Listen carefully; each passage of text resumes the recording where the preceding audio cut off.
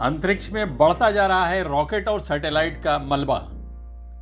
अभी तक हम लोग अपने शहरों में बढ़ते मलबे, नदियों और समुद्र में फैलती गंदगी से होने वाली परेशानियों से जूझ रहे थे, लेकिन अब तरक्की के नाम पर इंसान ने पूरे अंतरिक्ष को भी गंदा और जिंदगियों के लिए खतरनाक बना दिया है। पिछले दिनों अंतरिक्ष के इसी मलबे के आपस में टकराने की खबर आ रही थी, लेकिन ये एक बड़ी राहत की खबर है कि यह हादसा टल गया है। अंतरिक्ष में मलबे यानी स्पेस जंग के तौर पर पड़ी रूसी सैटेलाइट और निष्क्रिय चीनी रॉकेट के बीच संभावित टक्कर का खतरा टल गया है।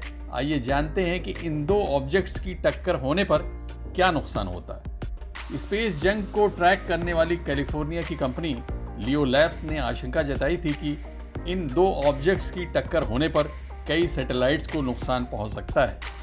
लियो लैब्स ने कहा है कि रूसी सैटेलाइट और निष्क्रिय चीनी रॉकेट का संयुक्त द्रव्यमान लगभग 2800 किलोग्राम था।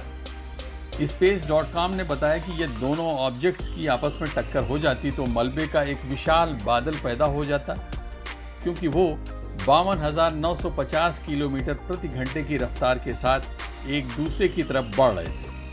पिछले शुक्रवार को 1256 GMT पर दोनों ऑब्जेक्ट्स एक दूसरे के काफी करीब पहुंच चुके थे।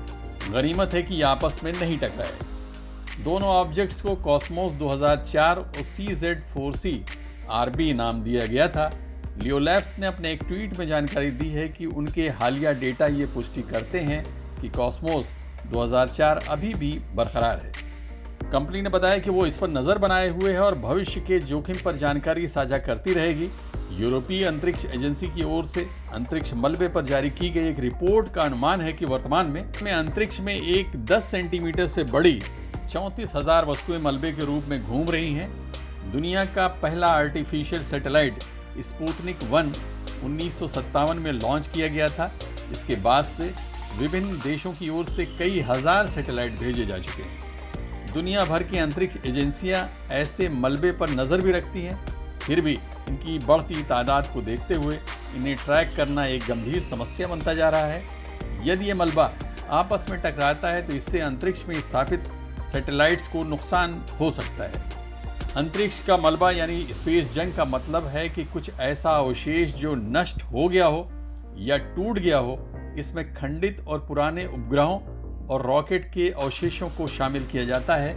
ये अवशेष पृथ्वी की कक्षा में गुरुत्वाकर्षण बल के कारण घूमते रहते हैं और एक दूसरे से टकराते रहते हैं तथा मलबे पैदा करते रहते हैं। इनकी तादाद अंतरिक्ष में हर दिन बढ़ती जा रही है।